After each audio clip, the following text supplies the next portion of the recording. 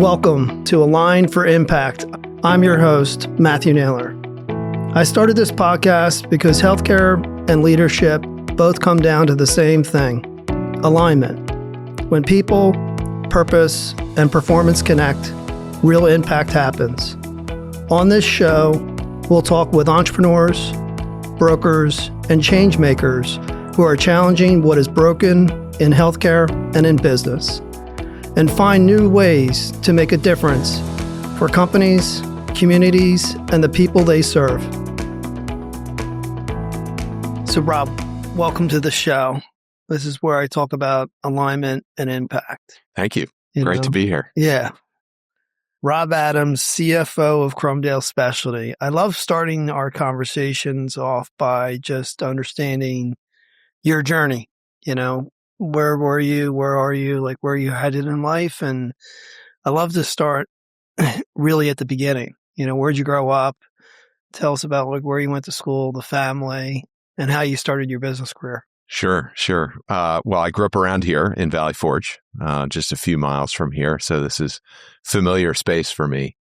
I went to Malvern Prep, like so many of the other crew around here, Jake and Brian, and your son Brody as well, although quite a bit ahead of those guys. So Philadelphia school, Malvern Prep. And I actually switched to that school from the public school system.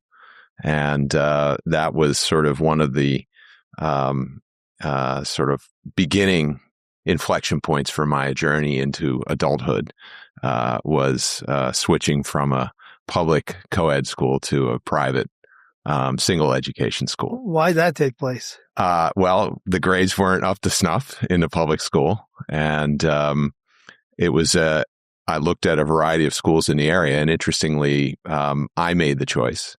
And there was some voice in the back of my head that said, if we remove the other sex from the classroom, things will change for you. And I went from being a sort of C and D student in public school to being honor roll straight through at Malvern. Nice. And where'd you go to college? I went to undergrad at Skidmore College, upstate New York. What'd you major in? Majored in economics. Okay. And I was, at that point, it was clear to me that I was not interested in going on to further my education in economics, which is what most people do in that field. They go on to a PhD and do research and whatnot. And I had taken some accounting courses at the school, which was a different department than the economics department, it was the business department. And accounting made natural sense to me. Debits and credits sort of were easy for me. And I thought that's a good base for a business career. And so I pursued that. And interestingly, we talk about grit a lot in life and here at Crumdale. And that was another seminal moment for me when it came time to recruit on campus for the big accounting firms. The business department was not interested in me participating in those interview processes because I was an econ major. I was not an accounting major, and they didn't want me to take positions away from the business students. And so I had to go through a little bit of a fight with the administration to be able to interview with these firms on campus. And I did. And ironically, I had more offers with the accounting firms than most of the business students. Why do you think that is? Well, they appreciated the diverse background that I brought to the table. And they appreciated that I had a econ background and a more of a theory background, which econ tends to be. But I had the accounting requisite classes, and they were more attracted to that, more diverse student, more diverse experience set. Where'd you start your career when you came out of college? So I was hired by Ernst Young, and I started out in New York City. At Ernst Young, I was lucky enough to be placed into the entrepreneurial services group, which was largely small, privately owned, emerging growth, many of them venture-backed, technology-oriented businesses, high-growth enterprises. And this is back in the 90s, early 90s, mid-90s. So a lot of telecom and communications-related technologies, handful of life sciences companies as well. And Matt, these were small businesses, so they were not your typical public company, and we were hired at Ernst Young to do the audit work and do the taxes. But this was a point in time pre-Enron and pre-Anderson when the accounting firms would get very involved with the companies that they were serving. And so I had the opportunity to really learn and understand those businesses. We would become a consummate business advisor to them. And it was my first exposure to the entrepreneurial world. What did you learn during that chapter of your life interacting with lots of different entrepreneurs? I learned a lot about what it takes to be an entrepreneur and what it means to take risk. I had, as a young individual, I had not had experience with that type of the business world. The business world for me was large companies, established public companies and businesses. And up to that point in time, I did not have a sense of the types of risks that individuals were taking, and the level of determination and the level of persistence, and in some respects, just downright stubbornness to keep their head down and follow their vision and execute. And it was a great opportunity for me to understand that side of the business world. And interestingly, that was a point in time when of course, the entrepreneurs were being very successful, taking their companies public or selling them. The venture investors would do well. The lawyers were actually taking equity in those companies in place of fees back then.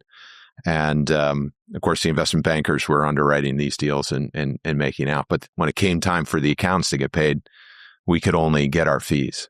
So, because of the independence rules and the various requirements in the accounting industry. And so it was frustrating for me to see all this success be created and be part of it as one of the service providers, but not be able to participate in it.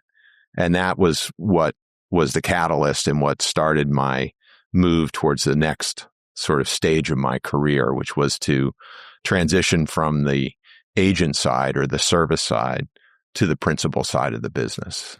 And did you go back to school, Rob? Did you stay at Ernst Young? Did you what was your journey kind of after Ernst Young or during the Ernst Young process for you? And how old were you at this time? At this time, I was in my mid-20s. Okay. And I had made a decision that I wanted to become more operational in the business world rather than as just an accountant serving businesses. And I had in the back of my mind this concept of being on the principal side or being on the ownership side.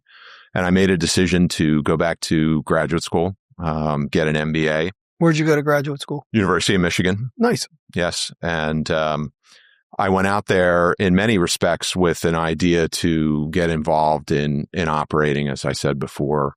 And in particular, I had an interest for manufacturing type of businesses. What was it like when you applied to graduate school? Well, I just speak from my own experience being dyslexic. I created my MBA program and curated it for myself by getting on lots of public, private, nonprofit boards, YPO. Did a bunch of things to immerse myself in a executive educational program that I did myself. And, and the reason I did that was, I didn't think I was going to do very well in the GMATs. Yeah. And get into the school of my choice. Right. And so what was that process like for you going and applying to business school? It was a challenge. I had set high aspirations for myself. And I was an average score on the standardized tests. And so I had to find other ways that I could stand out. And in part, I had the entrepreneurial experience at Ernst Young, which was uniquely different than many other of the typical accountants or CPAs who were applying to the business programs. And I also had an opportunity to do a short 1-year stint in the music and entertainment industry as an accountant that differentiated myself as well. But I had, as I mentioned, I had high aspirations to get into a top program, and I had applied to many of the top programs and was accepted to Michigan. And at that point in time, I had just met the woman who's now my wife, and we have begun dating in New York City. She was an accountant as well and worked at the firm. And so I had a little bit of a sort of inner battle as to whether I wanted to pull up my roots in New York City and move to Ann Arbor or see about this girl and how that was going to go. And I also had aspirations to get into a top program. Penn was one in particular that I was interested in. And so I made a decision at that point in time to see about this girl and defer my entrance into graduate school. So were you accepted at Michigan? I was accepted at Michigan. Yeah. I hadn't been accepted at Penn, but I thought to myself, okay, I'll take another year and I'll give Penn another shot. Mm-hmm. Well, interestingly, Michigan said, well, we won't defer you because we don't do that here, but you got in this year, you'll probably get in next year. And so you'll just have to reapply and it'll be a quicker application process. So I took the year. I worked in the media and entertainment industry, had a great experience, pursued the relationship with Tamara, and reapplied to Michigan. And lo and behold, I got rejected from Michigan. The Michigan's admissions department was a little butthurt, probably because of the deferring and not showing up the first time around. Right. Yeah. So that was a tricky situation. And of course, at the same time, my relationship with Tamara started to get a little rocky. And so I was faced with this dilemma. And I had not been admitted into Penn on my second shot at that.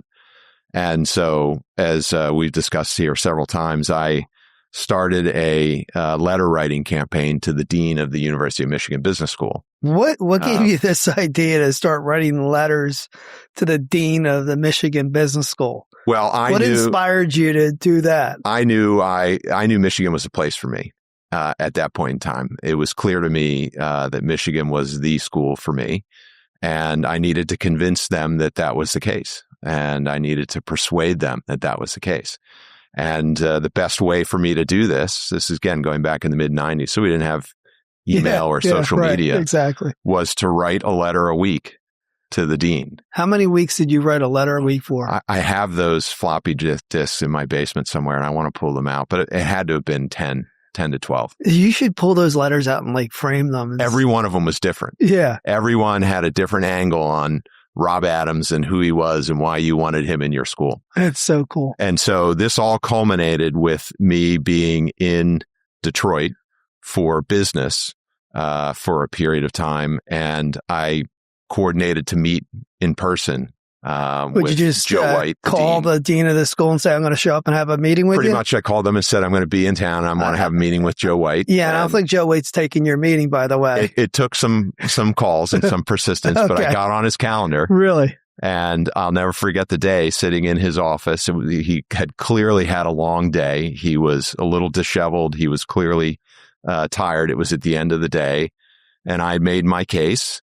And he looked back at me and acknowledged everything I had said. And he had the sort of stack or the file of letters on his desk. And he said, you know, there are so many individuals like you who are qualified to be here at Michigan. So it's a very difficult process and it's a very difficult decision for us. And we'll see what we can do. And I left without an answer at that point. It's a very opaque, thank you for coming, but have a nice day. It was. And how did that make you feel when you walked out of a little there? defeated. Yeah. A little defeated. Yeah. But in a matter of weeks, that acceptance letter showed up. Man, that must have been. That was life-changing. Yeah. Yeah. Life-changing. What did you do after your MBA? What? So during the process of my graduate education at Michigan, two things became clear to me. One is the thoughts of going into operations in the exposure that I was having at Michigan were not an optimal business choice for me. I was surrounded at Michigan by so many engineers, many of them from the automotive industry, because naturally from Detroit, they go to Michigan and those local schools. And it was clear to me that those individuals with an engineering training were more qualified for an operational role in business than perhaps I might be. But I could fall back on my financial training as a CPA, and I could certainly think back to my experience with the younger entrepreneurial companies and my drive and desire to want to be on the principal side of that business. So again, this is the mid-90s. This is not a point in time in the American economy when venture capital was as big as it was now. But I made a decision to get into the venture capital industry. And I did a lot of research. And at that point in time, VC was largely concentrated, of course, on the West Coast. What is venture capital? Venture capital is essentially deploying private capital into private businesses that are not profitable, that are very promising in terms of a product or a service or a technology, but they need capital in advance of the realization of their success. And so the venture capitalists deploy funds into these businesses to fund losses, essentially, to fund investment in R&D, research, to fund human capital, and to fund the initial revenue drive for those businesses. Sounds risky. Very risky. Very risky. So I made a decision to pursue that, and I ended up securing some opportunities out on the West Coast. And this is, again, a point in time when it was a different paradigm than we know in the venture world today. And I came home for spring break and of that first year of the 2-year program. And I declared to my parents that I was getting into the venture capital and the private equity industry. And how'd that conversation go? It was an interesting conversation because my father was an engineer by training and had worked for a company for 35 straight years that was self-funded and a profitable business. But he said, you know what?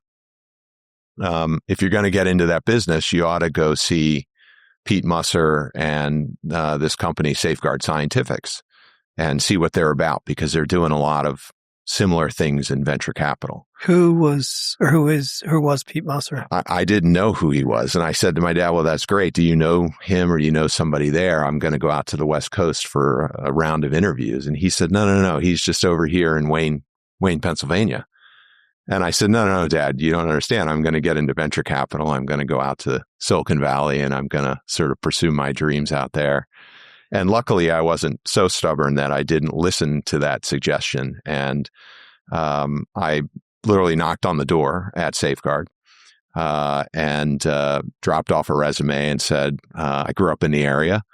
I'd like to learn more about what the company's doing, and I'd like to spend some time with Pete Musser. There's a pattern here, Rob, by the way. You write a lot of letters, drop letters off at doors, very persistent, lots of grit. Yeah, you have to be your own advocate. Yeah, really great stories. Yeah. So go ahead and continue about this dropping the letter off with Pete. So I received a call back and an invitation to sit down with Pete Musser. And as you know, Pete Musser was an icon in the area. He was a very unique entrepreneur, an individual who built a very successful publicly traded venture capital business from nothing.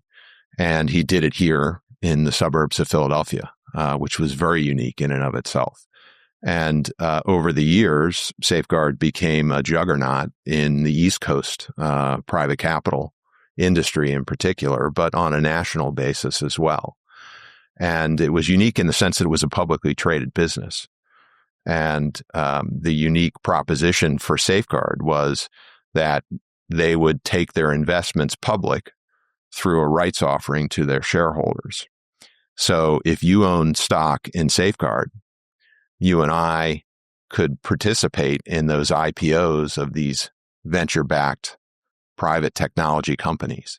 And there was otherwise at that point in time very few avenues for individual investors to participate in that type of arena. What year was this when you joined Safeguard? I joined Safeguard in 1997. Wow. Yeah, just before the .com or the internet boom, the first wave of the internet boom.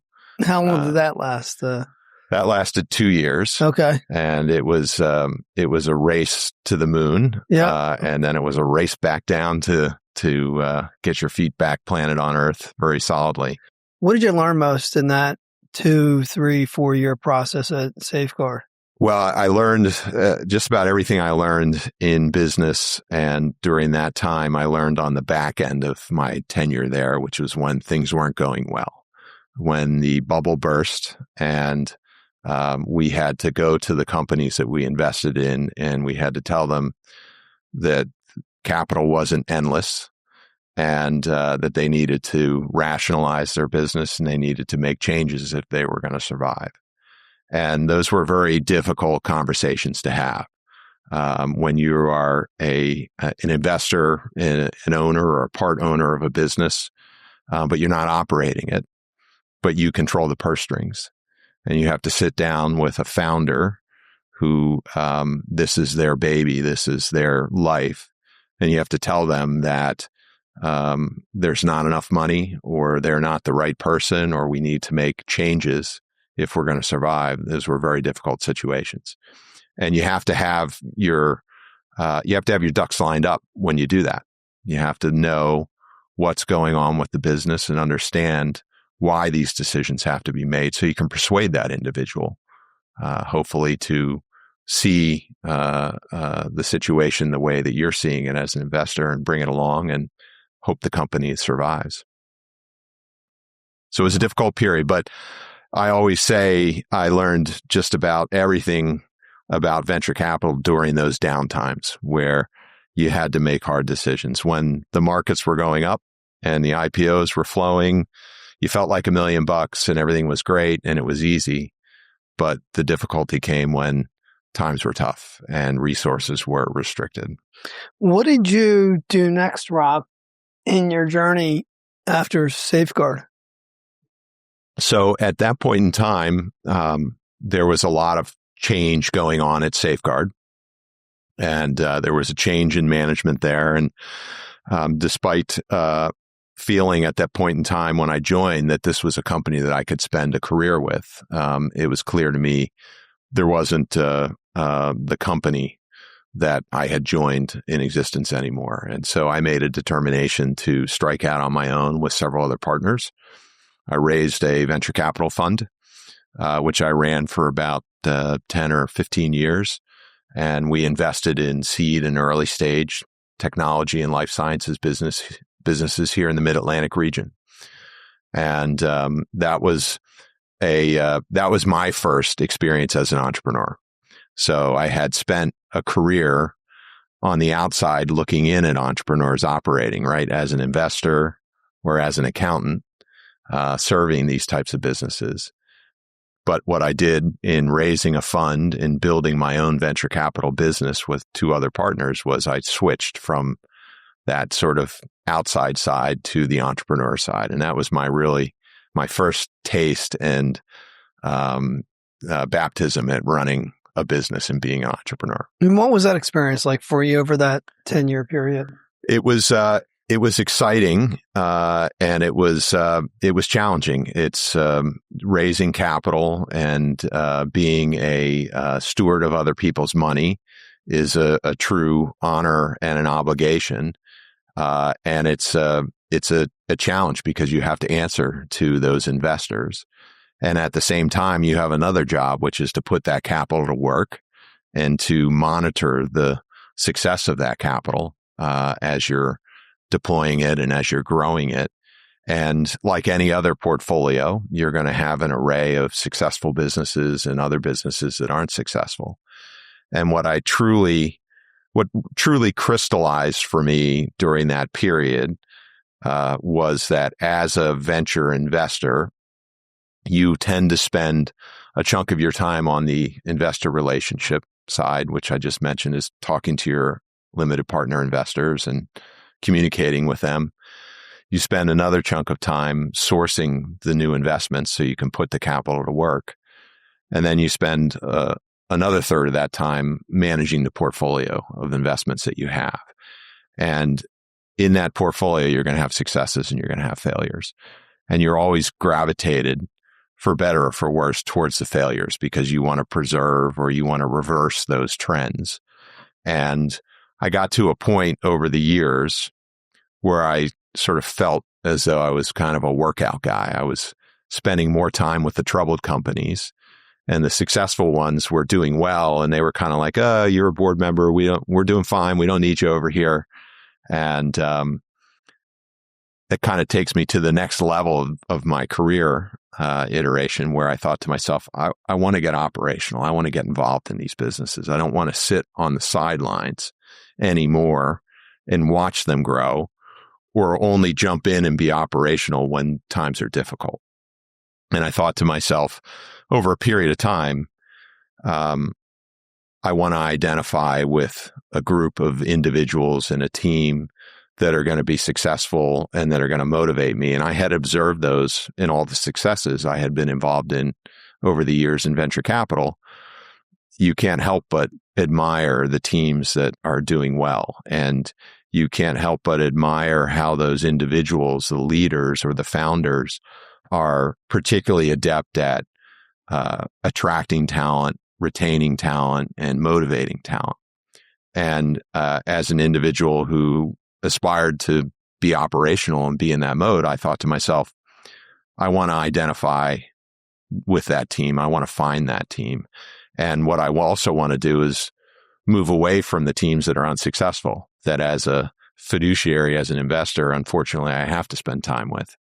And those are teams that are sort of the opposite side, that they don't attract good people, or they don't have the ability to retain the good people that they attract.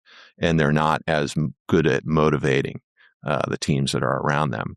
And so I set out on that journey at that point, and I made a personal decision to move away from the venture capital industry. And not many people do that because it's a very lucrative business, managing money. And I set very simple goals and aspirations for myself, which was to identify an individual or a group of individuals that I felt would motivate me and would drive me and would provide me, of course, the opportunity to be operational. And for me, Matt, at that point, it was about becoming a CFO at the end of the day, because I had the accounting and the CPA background. I had been in that position in the workout situations that I was in as a venture investor. And now I wanted to do it in a positive situation. How'd you end up at Crumdale? So I was fortunate enough to know Brian McTeer, our president, who was a lawyer at Blank Rome during those days when I was a venture capitalist here in the Philadelphia region. And I came to know Brian through the deal community. And as you know, Brian introduced us in 2011 timeframe. And around the same time, Jamie Fitzgerald at Goldman Sachs, who was a very good friend of mine for many years here in Philadelphia, who you knew well, had introduced me to you as well. And so we had a fateful meeting in 2011. This predates my determination or my decision to move into the operational world, where I was raising a venture fund, and I had the opportunity to pitch you for that. I remember that meeting. Do you remember that? Do you remember the outcome of that? I do remember the outcome of that meeting, Rob. Yes. So, but we knew each other just a little bit from that. And of course, you knew Jerry Johnson at Safeguard, and Jerry was one of my bosses and a mentor of mine. And when I had mentioned to Jerry that I knew you, he had amazing things to say about you. And that just sort of tucked away in the back of my head.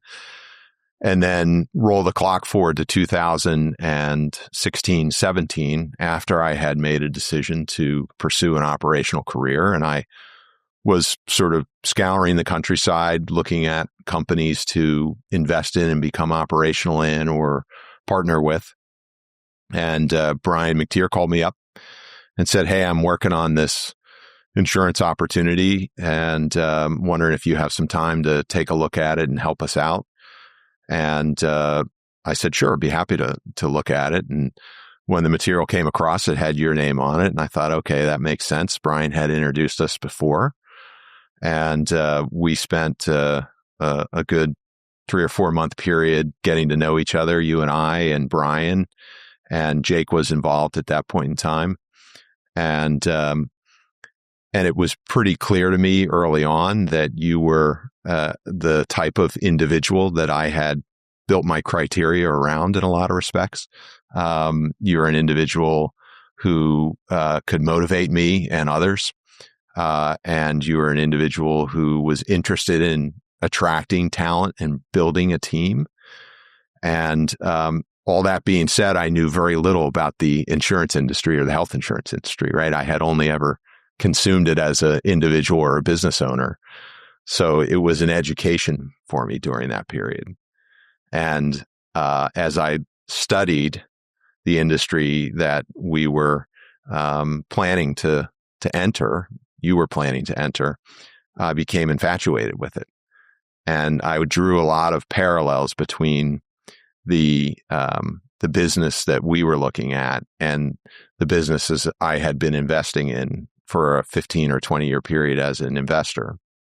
And those were mostly software businesses, right? And a software business is characteristic of subscription type of revenue, very sticky revenue, good retention rates, and a very high operating leverage once you sell that software solution. It doesn't cost a lot to deliver that revenue.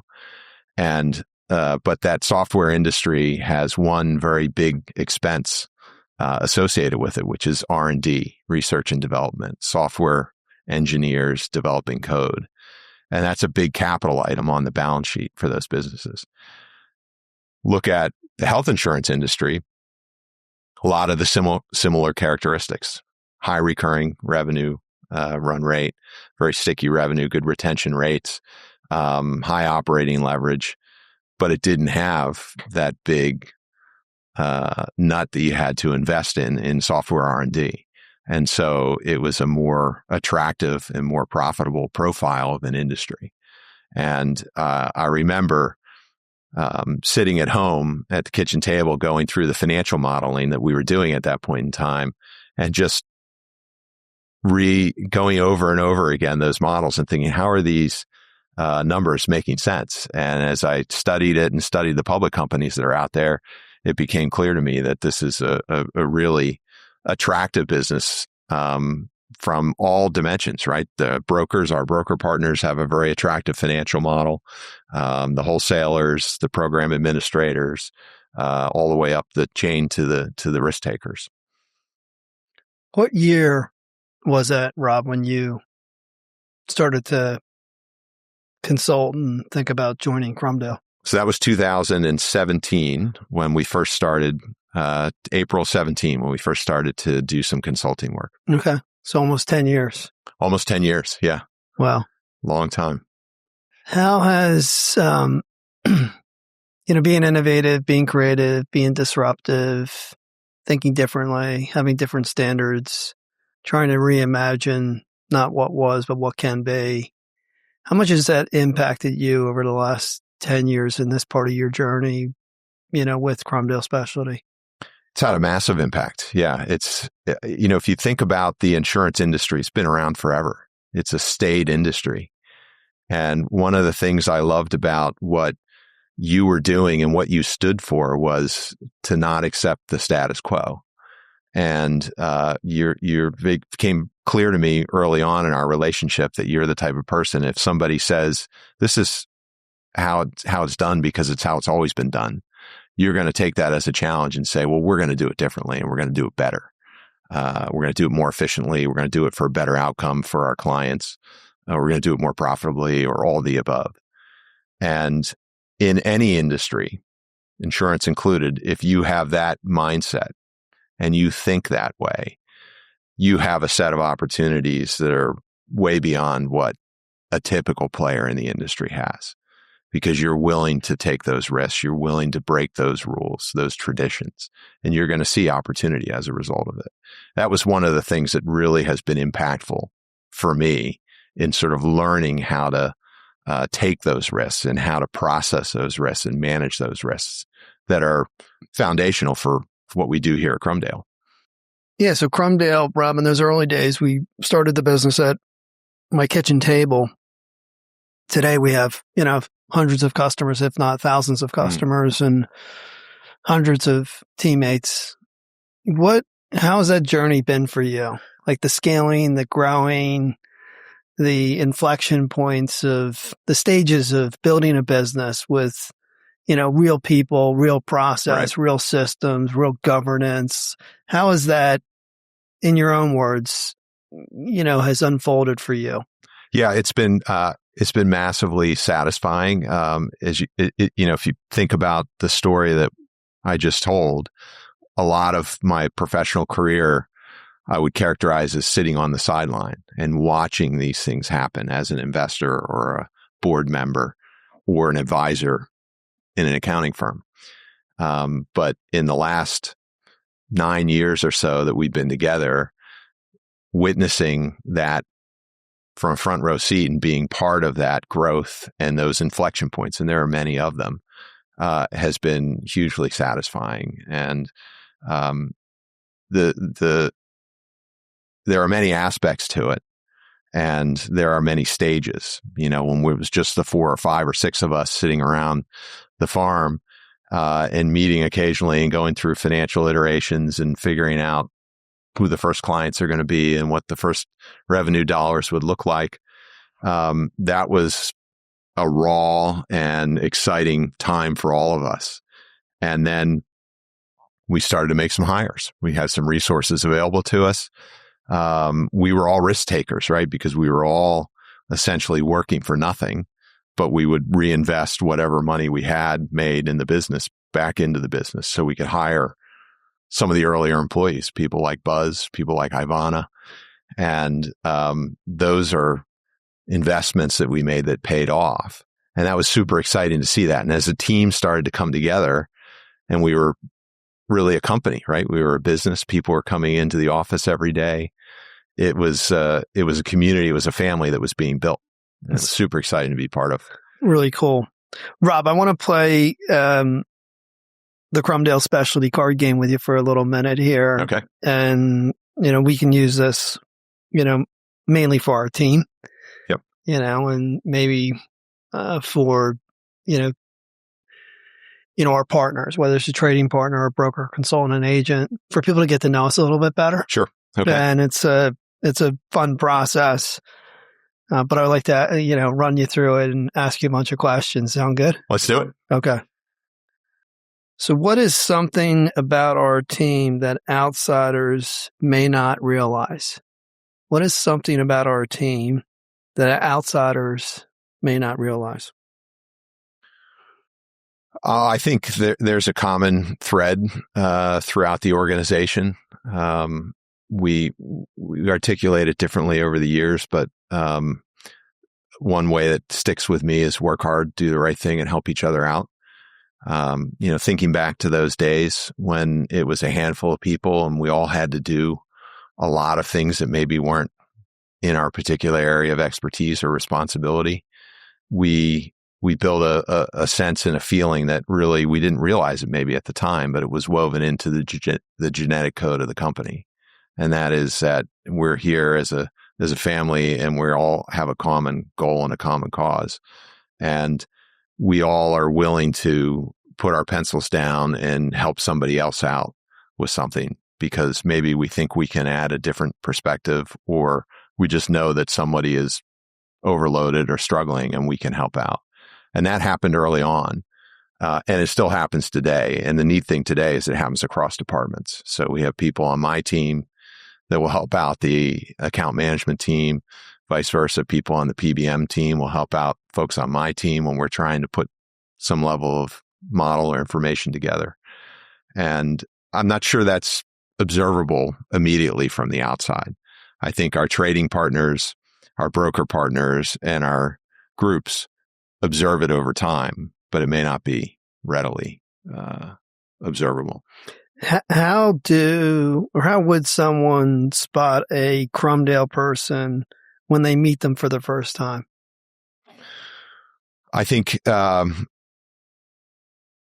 folks who work at Crumdale describe when they're asked about, well, what do you do? What's your job? What's your work? I think those people are going to lead more with the company that they work for than what they do. If people ask me what I do, rather than say, "Oh, I'm a CFO," or "I'm a part owner of an insurance business," I tell them about this company that I'm involved in and why it's so unique. And then at the end of the day, I can tell them, well, I'm a CFO, or I'm one of the owners of the business. And I think you'll find that people at Crumdale lead with, "Oh, I work for Crumdale Partners, and this is a very unique business, and here's why." We have 200 teammates. There's lots of people that contribute to our success. There's not one. But over the last 9 or 10 years, Rob, what are 1 or 2 hires, could even be partners, that you think totally changed the game for us? Well, one that comes to mind so frequently is Jim Andrews. And as you well know, and I'll divert here a little bit, one of the things that I found very impressive about you early on was that you were always willing to put on a suit and a tie and hop in the car and drive up to North Jersey or drive down to Maryland to pitch some business. And as you remember, years, I call it taking your little pan and shaking for pennies. That's right. Yep. That's my thing I've done for 30 years. And you're still willing to do it today, which is great. But it was clear to me in looking at the growth prospects for our business 2 or 3 years in, that we had a bigger opportunity than you and Brian and Jake could service, right? And back then, it was the 3 of you who were making the rein for the business. And Joe and I would talk amongst ourselves, and we would all talk as a partnership that this doesn't scale.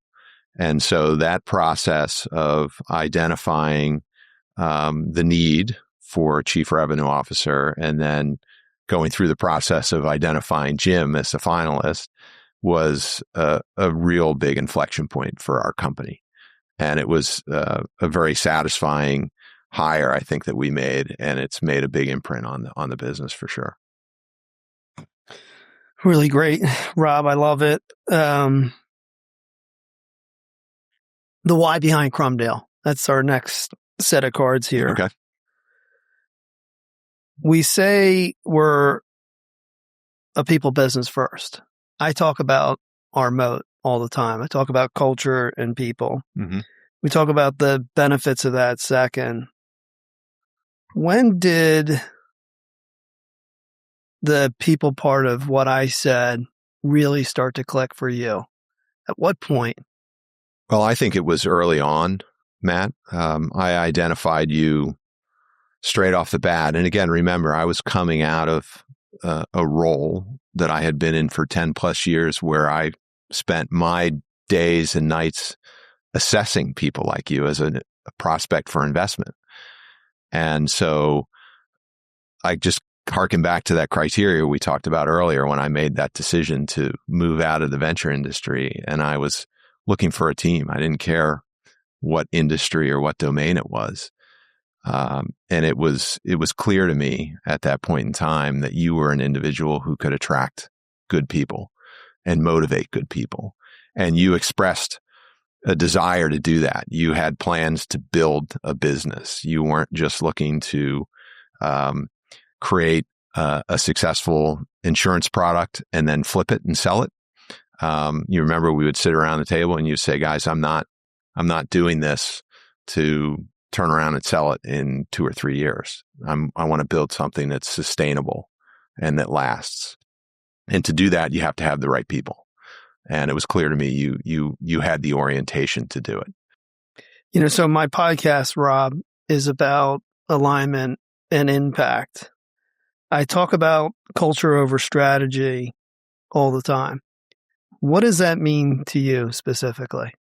Oh, that's an easy one, and it's a similar theme here. It's all about the people. I think we used to say in venture, you could invest in the best technology or the best product, but if you don't have the right team, you're going to end up having a B or a C result.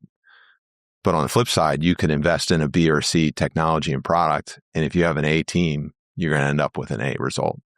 And that's an easy one, Matt. It's really about the people, and that's what makes the difference and makes the impact. What did you see, Rob, in the market, or what did you think Crumdale saw in the market that nobody else really saw? Well, I think that evolved over time.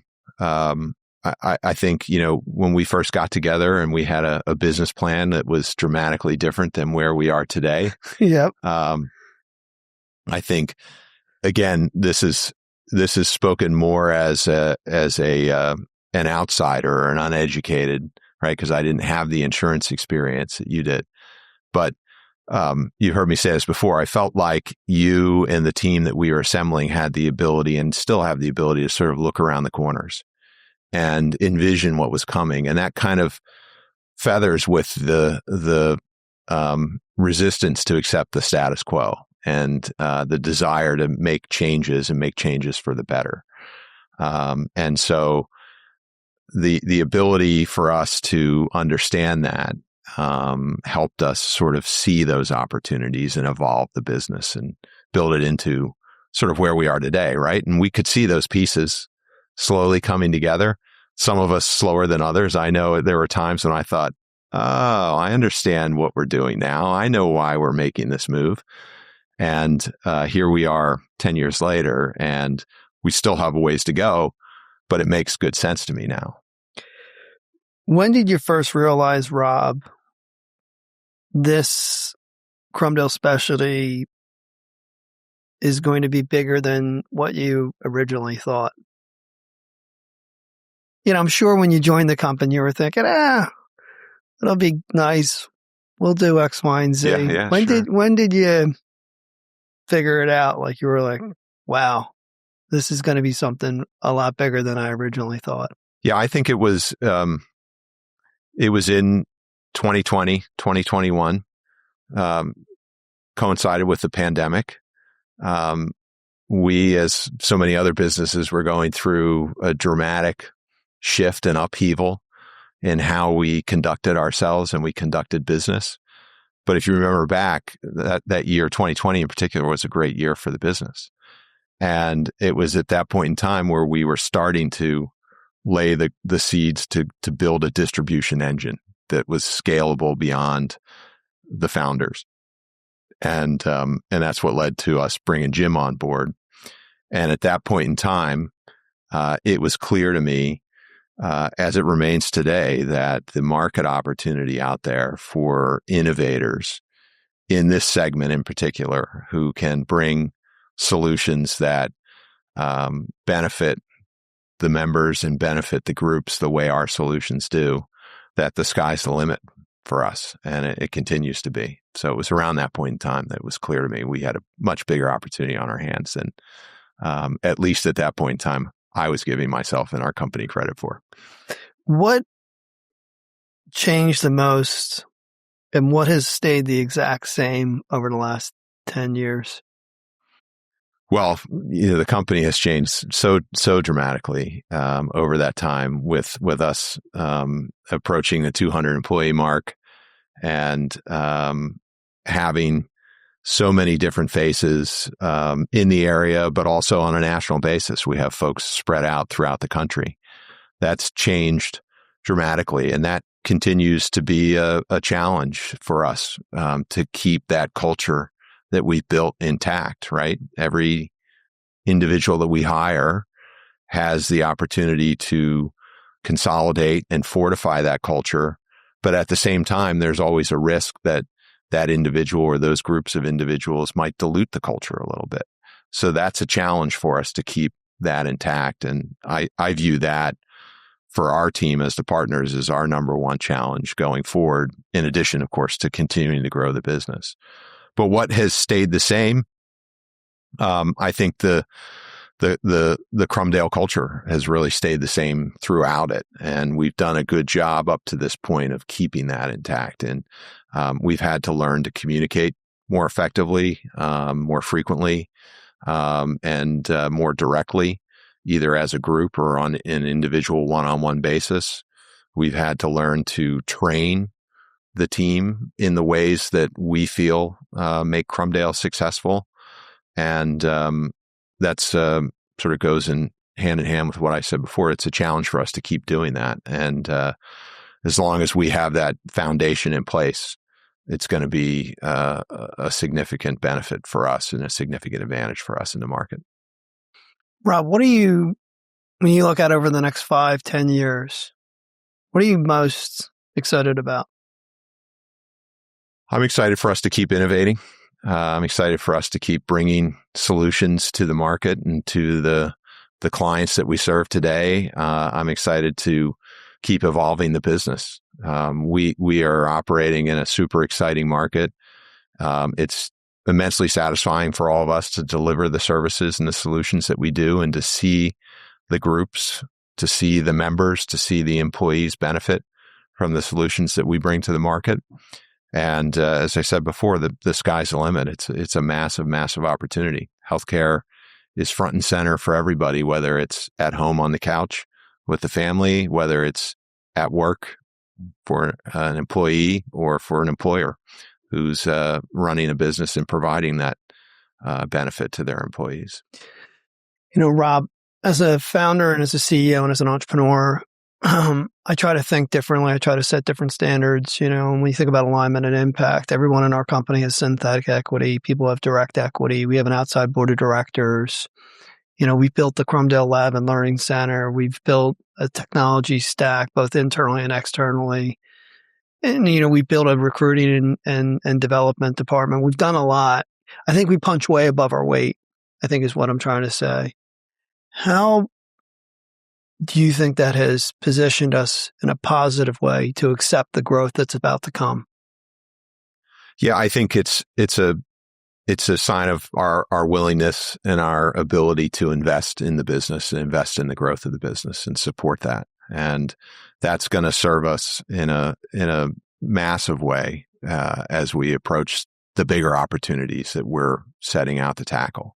As you mentioned, building a talent acquisition team, building the technology infrastructure that we're investing in, and just making the right hires that we need to make, putting process, putting method, putting discipline in place is all foundational for the business to continue to address the market opportunity that's before us. And as long as we do that and continue to innovate, which is in our genetic code, and we will do that, we're going to be a leader, and we're going to be a unique opportunity for employers and brokers alike. And sometimes when you punch above the weight as a company and you're investing the way you're investing, sometimes you have to go slow to go fast. For sure.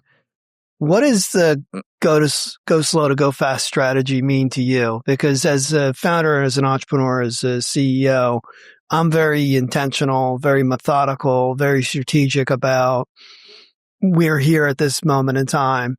This is great, but we need to, I want to say maybe pause some things. Yes. Reinvest in some other areas so that, maybe not today, but maybe 12 months from today or 24 months from today, we have the people, the process, the systems, the infrastructure to then go faster. How has that shown up for you over the last 10 years? Yeah, it's a unique attribute for us. And I think it starts with the leadership. It starts with you and your willingness to do that. When you're in an entrepreneurial setting, the mindset so frequently is charge hard, charge fast, and we'll figure it out later. We'll figure it out down the road. And there are times where that's appropriate. There are times where we have pursued that strategy.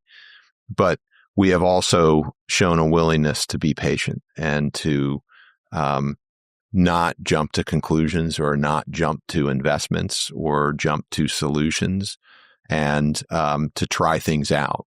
And that is core to our entrepreneurial sort of genetic makeup here at Crumdale.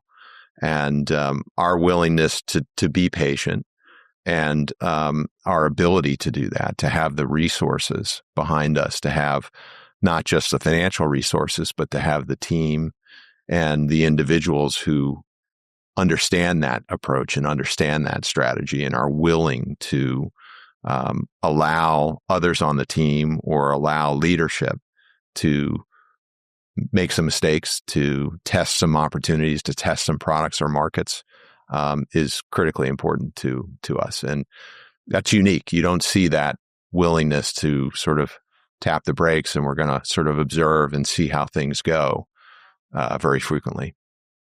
Rob, I've loved the conversation. I've appreciated the time. And obviously, I've enjoyed our relationship immensely. For I have as well. Many, many years. So thanks. It's been great. It's been great to be here with you. Thanks, Matt. Cool. This is Matthew Naylor. You've been listening to Aligned for Impact.